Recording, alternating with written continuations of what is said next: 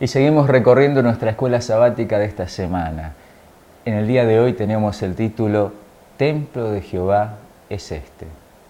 Recordemos que estamos en el marco de los mensajes, de algunos mensajes de los profetas del Antiguo Testamento en cuanto al problema de adoración que tenía Israel. No era un problema menor, en realidad era un problema de base, de fundamento.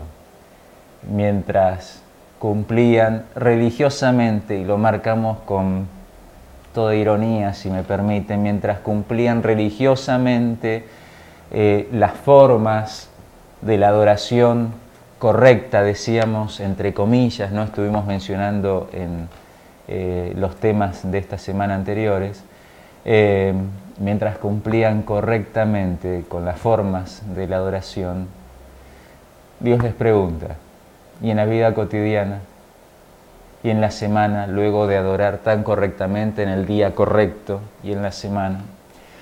Y así llegamos al mensaje de otro profeta en la lección de esta semana, profeta Jeremías. Si buscamos Jeremías capítulo 7, leemos los versículos 1 al 10, vamos a encontrar un nuevo mensaje contundente en esta dirección. Por ejemplo, miremos el versículo 2 de Jeremías 7. A través de Jeremías el Señor le dice al pueblo, bueno, aquí directamente le dice a Jeremías, párate a la entrada de la casa del Señor y desde allí proclama este mensaje. Escuchen la palabra del Señor, todos ustedes, habitantes de Judá, que entran por estas puertas para adorar al Señor. Estaban cumpliendo, estaban entrando por las puertas para adorar al Señor, estaban yendo a la iglesia, al templo, estaban adorando al Señor. El Señor utiliza esta expresión, adorar. Evidentemente estaba todo bien, en orden, correcto, y sin embargo, en el versículo 3 a continuación, el profeta Jeremías debía continuar de la siguiente manera su mensaje. Así dice el Señor Todopoderoso, el Dios de Israel, enmienden su conducta y sus acciones, y yo los dejaré seguir viviendo en este país. Cambien. Como si estaban haciendo lo correcto, estaban yendo a adorar. Insistamos una vez más, la lección lo remarca mucho. En el templo correcto, en el lugar correcto, en el día correcto, de la forma correcta, porque Dios les dice, entonces cambien, enmienden su conducta. ¿Por qué Dios les da este mensaje? En el versículo 4 de este capítulo encontramos la clave. Dios le pide a Jeremías que le dé el siguiente mensaje al pueblo. No confíen en esas palabras engañosas que repiten. Este es el templo del Señor, el templo del Señor, el templo del Señor. 3 veces aparece la declaración para que no quede ninguna duda del énfasis. No confíen en esas palabras engañosas, este es el templo del Señor. ¿Pero qué palabras engañosas? ¿Era o no era el templo del Señor? El problema del engaño no estaba allí.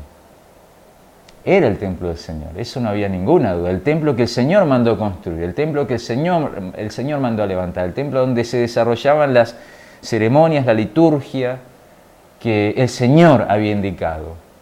Las palabras engañosas se refieren a que ellos estaban confiando que por cumplir con esas formas, entonces luego podían hacer lo que quisieran con su conducta el resto de la semana. Y Jeremías debía decirle al pueblo, no confíen en que por estar adorando en ese formato correcto, ustedes tienen la bendición del Señor.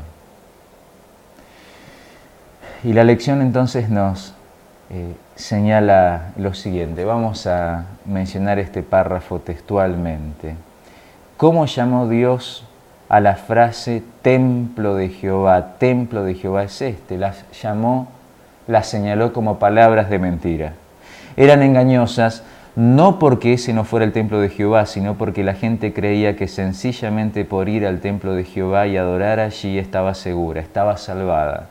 Estaban haciendo todo lo que se requería de ellas. Pero Dios les dice, no, cambien. ¿Qué cosa? ¿El templo de Jehová? No, porque ese era el templo correcto.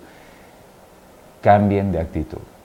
Y aquí aparece nuevamente el tema de la actitud. El Señor le pedía al pueblo humildad y verdadero arrepentimiento para reconocer que sus vidas no eran sinceras para con el Señor y que tenían que revisar profundamente sus motivaciones para hacer lo correcto, porque cuando hago lo formalmente correcto sin la motivación correcta, esa ecuación da como resultado lo incorrecto.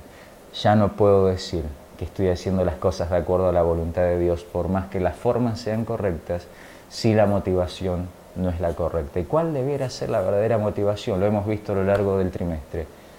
Dios en el centro, sacar el yo del centro, humillarnos delante de Dios, amar a nuestro prójimo. Pero esto vamos a cerrarlo mañana, en el último tema de nuestra lección de escuela sabática de esta semana.